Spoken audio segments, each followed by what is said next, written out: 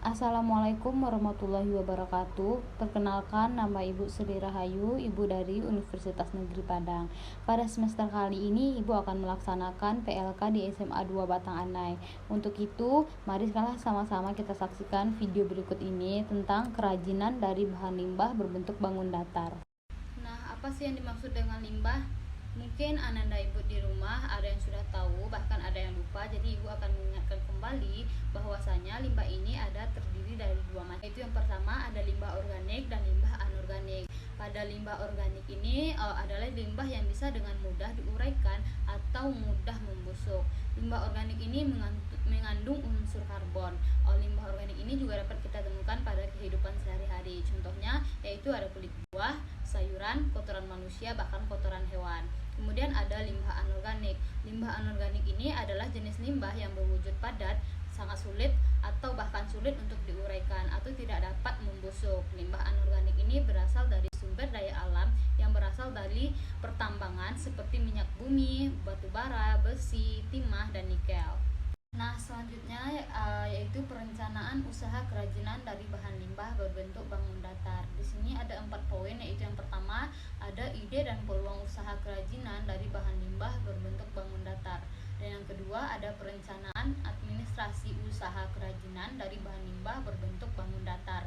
Dan yang ketiga ada sumber daya yang dibutuhkan dalam usaha kerajinan dari bahan limbah berbentuk bangun datar. Dan yang terakhir yaitu ada perencanaan pemasaran usaha kerajinan dari bahan limbah berbentuk bangun datar.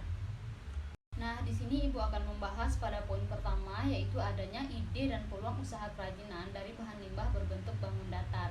Seorang wirausahawan harus dapat memanfaatkan peluang usaha secara sistematis dimulai dari analisis sumber-sumber peluang usaha secara luas. Persiapan yang dapat dilakukan dalam menganalisis peluang usaha ini yaitu yang pertama, meneliti berapa luas usaha yang akan dipilih, dan yang kedua, bentuk usaha apa yang akan dipilih, yang ketiga, jenis usaha apa yang ditekuni, yang keempat, informasi usaha yang akan diterima, dan yang terakhir, ada atau tidaknya peta usaha yang menguntungkan. Nah, saat ini kita masuk pada poin yang kedua yaitu tentang sumber daya yang dibutuhkan dalam usaha kerajinan dari bahan limbah berbentuk bangun datar. Yaitu yang pertama ada atau manusia. Jadi maksudnya di sini manusia adalah salah satu faktor produksi selain tanah, modal, dan keterampilan. Pandangan yang menyamakan manusia dengan faktor-faktor produksi lainnya dianggap tidak tepat.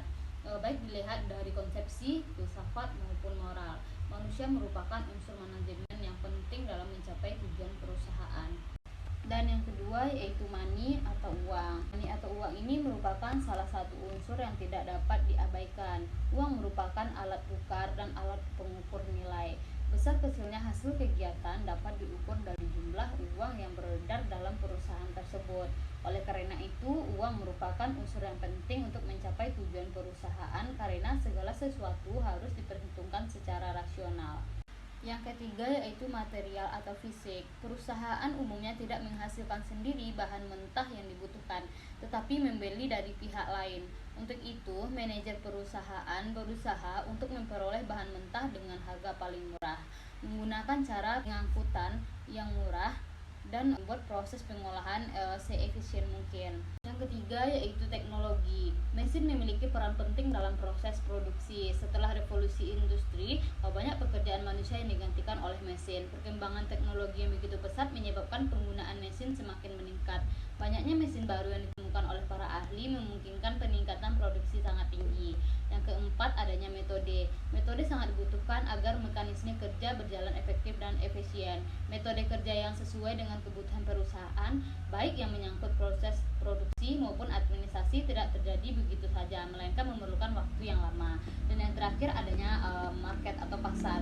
Jika barang yang diproduksi tidak laku, proses produksi barang akan berhenti. Oleh sebab itu, penguasaan pasar dalam arti menyebarkan hasil produksi merupakan faktor menentukan dalam perusahaan itu sendiri. Agar pasar dapat dikuasai, kualitas barang harus sesuai dengan selera konsumen dan harga terjangkau oleh daya beli konsumen. Nah, Nah, kita masuk pada poin yang ketiga, yaitu tentang perencanaan administrasi usaha kerajinan dari bahan limbah berbentuk bangun datar.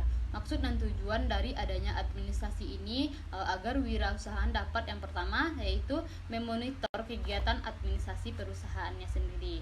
Yang kedua yaitu mengevaluasi kegiatan-kegiatan pengorganisasian perusahaannya. Yang ketiga itu menyusun program pengembangan usaha dan kegiatan pengorganisasian perusahaan. Dan yang terakhir yaitu mengamankan kegiatan-kegiatan usaha dan organisasi perusahaannya. Selanjutnya kita masuk pada poin yang terakhir, yaitu tentang perencanaan pemasaran usaha kerajinan dari bahan limbah berbentuk bangun datar. Yaitu ada beberapa hal penting yang berkaitan dengan aspek pemasaran. Itu yang pertama, memahami seni menjual. Yang kedua, menetapkan harga jual. Yang ketiga, menganalisis kepuasan pelanggan. Dan yang terakhir, adanya promosi. Mungkin hanya itu yang bisa Ibu sampaikan. Ibu ucapkan terima kasih. Assalamualaikum warahmatullahi wabarakatuh.